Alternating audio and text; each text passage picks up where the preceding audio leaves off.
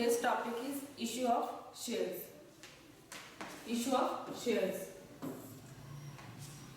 तो जो शेयर्स हैं वो दो तरह से इशू किए जा सकते हैं.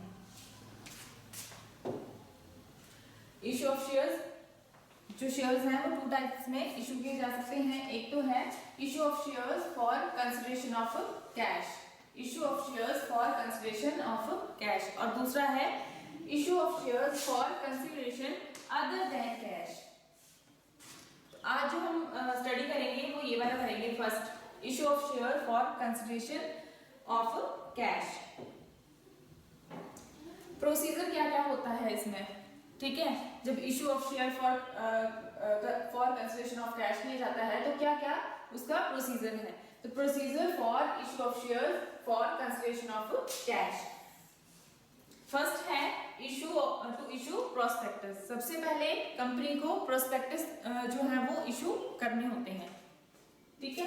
प्रोस्पेक्टस इशू जो है वो करती है तो उसमें प्रोस्पेक्टस में क्या क्या लिखा होता है. नंबर ऑफ शेयर्स होंगे, ठीक है, टाइप्स ऑफ शेयर्स होंगे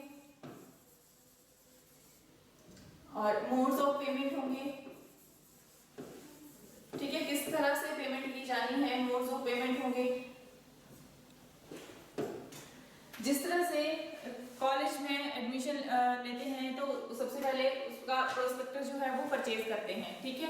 तो जैसे कॉलेज के प्रोस्पेक्टस में जो है जो चीजें मतलब क्या क्या लिखा होता है, कॉलेज के बारे में लिखा होता है, कॉलेज कैंपस, उसमें कितनी फैकल्टी है, उसमें क्या क्या कोर्स हैं कॉलेज में, वो सब इंफॉर्मेशन दी होती है. उसी तरह कंपनी के जो प्रोस्पेक्टस होता है उसमें वो सब शेयर्स के बारे में या कंपनी का रजिस्टर्ड ऑफिस जो है उसका नेम एंड एड्रेस वगैरह वो सब कुछ प्रोस्पेक्टस में लिखा होगा.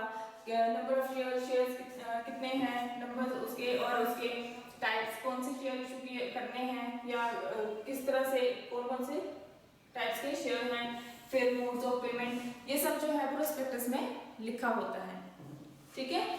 उसके बाद टू रिसीव एप्लीकेशन. जब प्रोस्पेक्टस इशू कर दिए जाते हैं, ठीक है, तो जो पब्लिक है ये पब्लिक को ये एक तरह से इनविटेशन होता है. इनविटेशन होता है कि वो परचेज करें शेयर्स, पब्लिक परचेज करेगी शेयर्स को. ये एक तरह से इनविटेशन होता है. जो प्रोस्पेक्टस इशू करती है ना कंपनी, तो ये एक तरह से पब्लिक के लिए इनविटेशन होता है, ठीक है. फिर जो प्रोस्पेक्टस है उसको रीड करने के बाद जो पब्लिक है वो अप्लाई कर देती है, ठीक है. तो उससे क्या होता है कि कंपनी के पास जो है एप्लीकेशन रिसीव हो जाती है, ठीक है. जिन्होंने परचेज करने होते हैं वो अप्लाई करते हैं. फिर उसके बाद एप्लीकेशन रिसीव होने के बाद क्या होता है, third, to make allotment of shares, ठीक है. अलॉटमेंट मतलब शेयर्स जो है वो दिए जाते हैं पब्लिक को, जितने के लिए उन्होंने अप्लाई किया होगा उस तरह से उनको अलॉट किए जाएंगे, ठीक है. उसके बाद है आता है फोर्थ, टू मेक कॉल्स, ठीक है. फिर कॉल्स बनाई जाती हैं, जैसे first call, second call, final call, instalments में. If the whole amount of shares is not paid on application and allotment, ठीक है, मतलब सारा का सारा जो अमाउंट है वो अलॉटमेंट, एप्लीकेशन और अलॉटमेंट के साथ पे नहीं किया गया है. द अनपेड अमाउंट, ठीक है, जो अमाउंट पे नहीं किया गया है, may be called by the directors in one or more installments, ठीक है.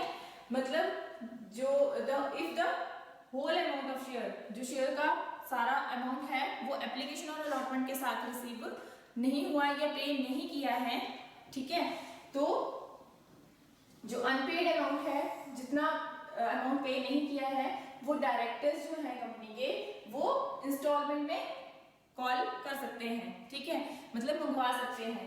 वो कॉल एक भी हो सकती है, दो भी हो सकती हैं, तीन भी हो सकती हैं, जैसे इंस्टॉलमेंट बोलते हैं उनको, ठीक है.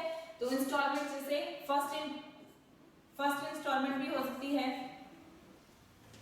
ठीक है.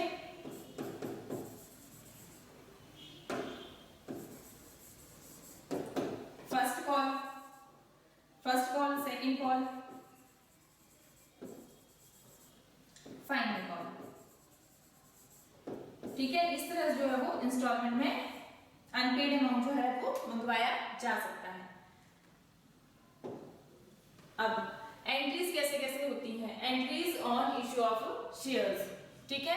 तो पहली जो एंट्री होगी वो एप्लीकेशन रिसीव करने की एंट्री होगी, ठीक है। तो क्या एंट्री करेंगे, first bank account debit to share application, ठीक है। बैंक जब भी एप्लीकेशन रिसीव होगी, ठीक है, तो पैसा आएगा और बैंक अकाउंट क्या करेंगे, हम डेबिट करेंगे, ठीक है। Bank account debit to share application account. Narration क्या लिखेंगे, बीइंग एप्लीकेशन मनी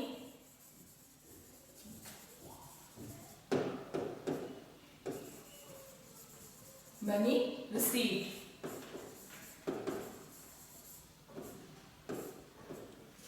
ठीक है।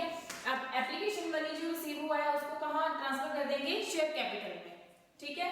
तो जो ये चीज हमने क्रेडिट की है उसको क्या करना होता है, डेबिट करना होता है। जब भी पैसा रिसीव होगा ना, एप्लीकेशन रिसीव होगी, तो उसके बाद उसके लिए आपको बैंक को डेबिट करना होता है। जब भी पैसा रिसीव हो रहा है, ठीक है, कैश आ रहा है, तो बैंक अकाउंट डेबिट टू किस चीज का आ रहा है, एप्लीकेशन का, ठीक है, तो टू शेयर एप्लीकेशन, ठीक है। अब ये शेयर एप्लीकेशन का एप्लीकेशन जो है, जो भी मनी है वो ट्रांसफर, शेयर एप्लीकेशन मनी जो है वो ट्रांसफर करना होता है शेयर कैपिटल में। तो उसकी एंट्री क्या होगी, share application account debit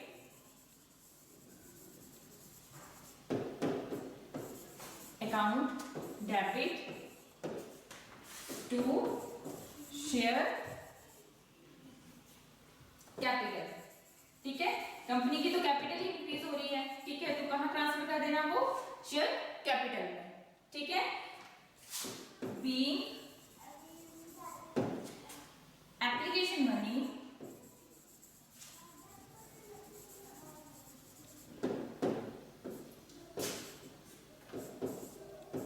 money transfer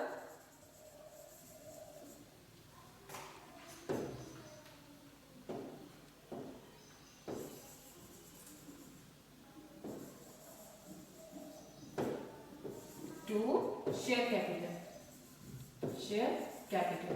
application money को कहां ट्रांसफर कर देंगे, शेयर कैपिटल में। तो ये दो एंट्रीज जो है वो एप्लीकेशन, शेयर एप्लीकेशन से रिलेटेड होती है। टू एंट्रीज बनेगी, एक रिसीविंग की, एक ड्यू की। यहाँ पे ये रिसीविंग की थी, एक ट्रांसफर की थी। बाकी जो एंट्रीज होंगी हमारी, जैसे अलॉटमेंट की 2 एंट्रीज होंगी, फर्स्ट कॉल की एंट्रीज 2 होंगी, फाइनल कॉल की एंट्रीज 2 होंगी, 2 होंगी, एक ड्यू की होगी, एक रिसीव की होगी, ठीक है। एक रिसीविंग की पहले ड्यू की होगी, फिर रिसीविंग की होगी। यहाँ पे एप्लीकेशन की पहले रिसीविंग की आती है और उसके बाद फिर ट्रांसफर की आती है, ठीक है। तो फर्स्ट एंट्री क्या होती है, bank account debit to share application, narration लिखेंगे, बीइंग एप्लीकेशन मनी रिसीव्ड, ठीक है। सेकंड होगी एप्लीकेशन मनी जो है वो ट्रांसफर हो जाएगा शेयर कैपिटल में, ठीक है। तो being application money transfer to share capital. Next entry आती है आपकी अलॉटमेंट की, ठीक है। तो पहले एप्लीकेशन रिसीव होती है, फिर अलॉट किए जाते हैं शेयर्स। तो अलॉटमेंट की क्या एंट्री होती है, share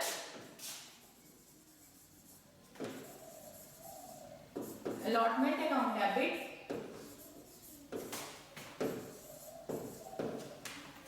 to share capital,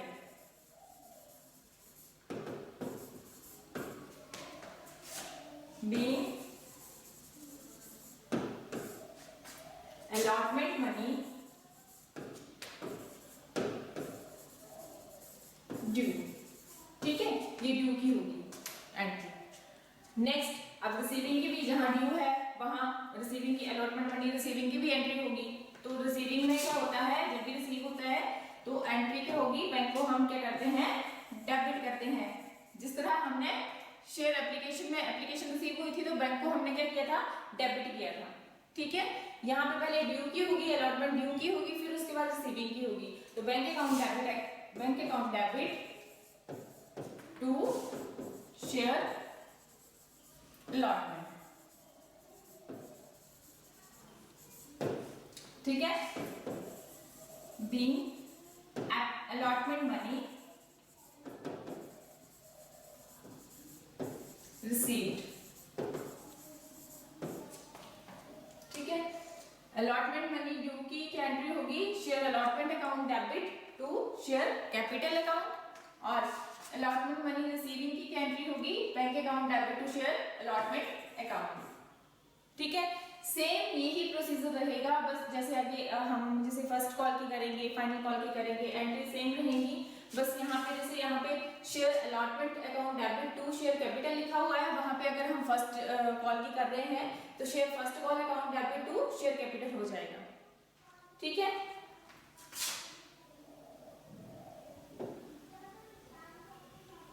next जैसे शेयर फर्स्ट कॉल की ले लेते हैं, तो शेयर फर्स्ट कॉल अलॉटमेंट के बाद फर्स्ट कॉल का ही आएगा, share first call account debit to share capital account, ठीक है। Being first call money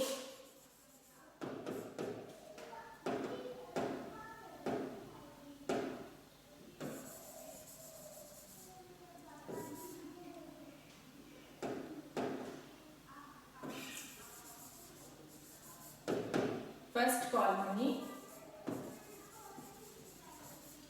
due, ठीक है। ये ड्यू की होगी, अब रिसीविंग की कैसे होगी, bank account debit to share first call account, being first call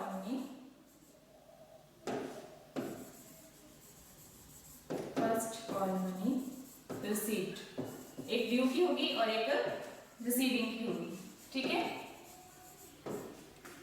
इस तरह से अगर सेकंड कॉल होती है तब सेकंड कॉल भी ऐसे करनी है, फाइनल कॉल होती है बस यहाँ पे फाइनल कॉल लिख देना है, बाकी यहाँ पे भी फाइनल कॉल आ जाएगा, बाकी सेम एंट्रीज वैसे ही होती है जैसे अलॉटमेंट की हुई।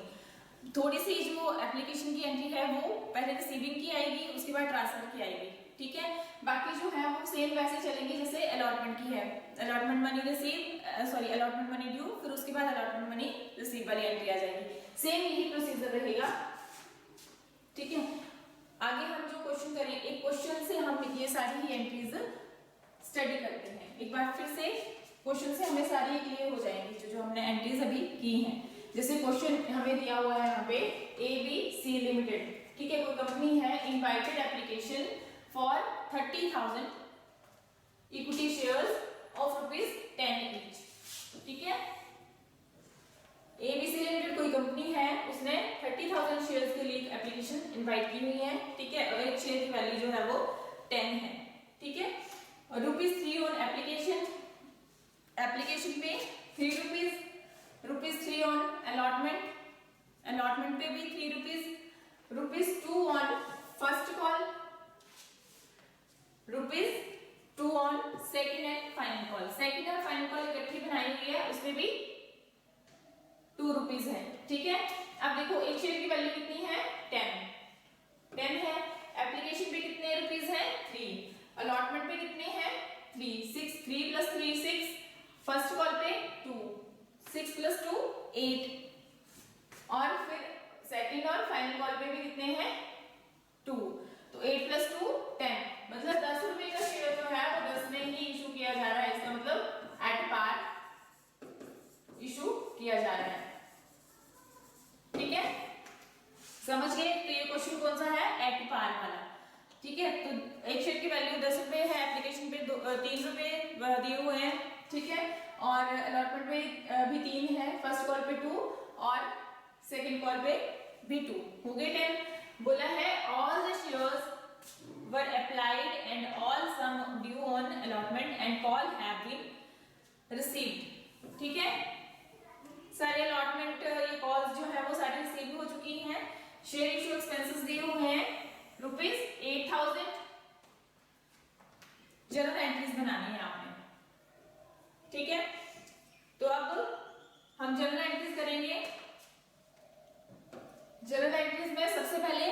Particular amount, date, particular amount और अमाउंट डेबिट और क्रेडिट की, ठीक है।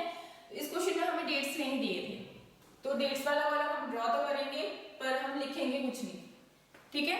अब यहाँ पे पर्टिकुलर्स में सबसे पहले एप्लीकेशन मनी रिसीविंग की क्या एंट्री होती है, एप्लीकेशन मनी रिसीव्ड की क्या एंट्री होगी, bank account debit to share application account being application money received for 30,000, कितने शेयर्स थे, 30,000 shares at the rate ₹3 per share. अब यहाँ पे कितना अमाउंट आएगा, कितने शेयर्स थे, 30,000 इंटू एप्लीकेशन का कितना मनी दिया हुआ था 90,000, 90,000 ही डेबिट होंगे और 90,000 ही क्रेडिट होंगे, ठीक है। उसके बाद ये जो एप्लीकेशन मनी है ये कहाँ ट्रांसफर हो जाता है, शेयर कैपिटल में ट्रांसफर हो जाता है, तो उसकी एंट्री क्या होगी, ये क्रेडिट हुआ है तो अब क्या हो जाएगा, डेबिट हो जाएगा, share application account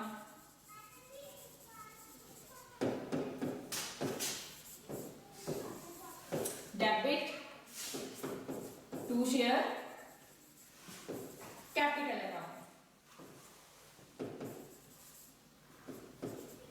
capital account, same वही अमाउंट, ठीक है। यहां पे लिख देंगे आप being application money transfer to share capital, ठीक है। यहाँ पे जो एप्लीकेशन का मनी है वो शेयर कैपिटल में ट्रांसफर हो रहा है, तो कितना होगा, जितना रिसीव हुआ था वो सारा का सारा ही शेयर कैपिटल में ट्रांसफर हो जाएगा, 90,000, ठीक है। तो एप्लीकेशन की 2 एंट्रीज होंगी, एक रिसीविंग की होगी और एक ट्रांसफर की होगी, ठीक है। नेक्स्ट एप्लीकेशन के बाद क्या था, अलॉटमेंट का दिया हुआ था, अलॉटमेंट के कितने थे, ₹3 थे अलॉटमेंट के भी, तो यहाँ पे share allotment account debit to share capital account, ठीक है।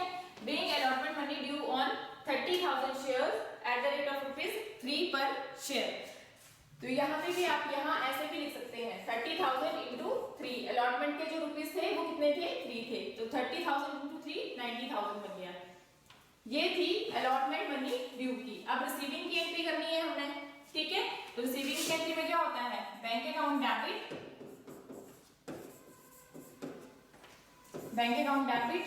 टू शेयर अलॉटमेंट,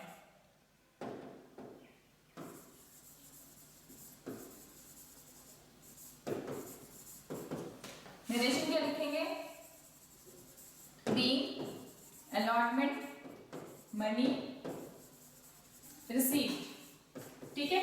आगे आप सारे लिखना चाहें तो ऐसे भी लिख सकते हैं, being application money received on 30,000 shares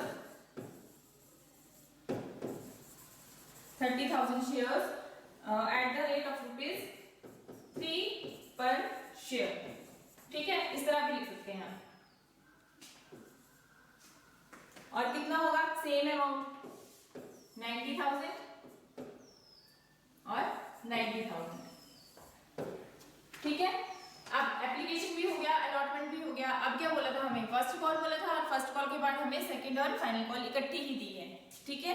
तो अब फर्स्ट कॉल की 2 एंट्रीज बननी है, सेकंड और फाइनल की इकट्ठी ही 2 एंट्रीज बननी है, और एक शेयर इशू एक्सपेंसेस की एक एंट्री बननी है। और अब यहाँ पे फर्स्ट कॉल ड्यू की एंट्री क्या होगी, तो share first call account debit to share capital account, ठीक है। कितना हो जाएगा 60,000 कैसे होगा, कितने शेयर्स थे, 30,000 शेयर्स थे, इनटू फर्स्ट कॉल का कितना दिया हुआ था ₹2, तो 30,000 इंटू 2 60,000, ठीक है। Be first call due on 30,000 share of at the rate of ₹2 per share, ठीक है। यहाँ पे आपने नरेशन में आप सब लिख रहे हैं ना, सब कुछ लिख रहे हैं, तो ये लिखने की जरूरत नहीं है, बट फिर भी आप ये लिख देंगे तो गलत नहीं होगा, ठीक है। उसके बाद ये ड्यू की थी, अब रिसीविंग की करेंगे। Bank account debit to share first call account, ठीक है। सेम वही अमाउंट आ जाएगा रिसीविंग का भी, being amount receive on first call, ठीक है। 60,000। अब उसके बाद फर्स्ट कॉल के बाद हमें कौन सी कॉल दी थी, सेकंड और फाइनल कॉल इकट्ठी ही बनाई थी और वो भी 2 रुपीज की थी, ठीक है। तो share first and final call account debit कितने की होगी, 30,000 into 2, ठीक है। तो 60,000 हो जाएगा share second and final call account debit to share capital being final call due on 30,000 shares at the rate of ₹2 per share, 60,000, ठीक है। ये ड्यू वाली होगी। अब रिसीविंग वाली जो होगी वो क्या होगी, bank account debit to share second and final call account, ठीक है। Being amount receive on final call भी बोल सकते हैं, सेकंड एंड फाइनल कॉल ये भी लिख सकते हैं, ठीक है। 60,000। अब हमारी एप्लीकेशन की भी होगी, अलॉटमेंट की भी 2 एंट्रीज होगी, एप्लीकेशन की भी 2, अलॉटमेंट की भी 2, फर्स्ट कॉल की भी 2 और फाइनल कॉल सेकंड और फाइनल कॉल की भी 2 एंट्रीज होगी। अब हमें लास्ट में क्या दिया था, शेयर इशू एक्सपेंसेस दिया था ना 8,000, ठीक है। तो एक्सपेंसेस है, तो एक्सपेंसेस क्या एंट्री होती है एक्सपेंसेस की, share issue expenses account debit, expenses को क्या करते हैं, डेबिट ही करते हैं। Share issue expenses account debit to bank account, ठीक है। 8,000, ठीक है। इसको डेबिट इसलिए किया क्योंकि शेयर इशू एक्सपेंसेस हैं, एक्सपेंसेस को हमेशा एक्सपेंसेस और लॉसेस जो है वो डेबिट होते हैं टू बैंक, मतलब कंपनी ने पे किए होंगे, ठीक है, to bank being expenses incurred on issue of share 8,000, ठीक है। इस तरह से आपके जो है issue of share at par वाला क्वेश्चन जो है वो इस तरह से होगा, ठीक है। तो जो इशू ऑफ शेयर के क्वेश्चन आई थिंक सारा ही क्लियर हो गया होगा आपको, जनरल एंट्रीज भी और क्वेश्चन भी। तो इस तरह से सिंपल क्वेश्चंस होते हैं, स्टार्टिंग के क्वेश्चंस हैं ये बहुत इजी होते हैं, ठीक है।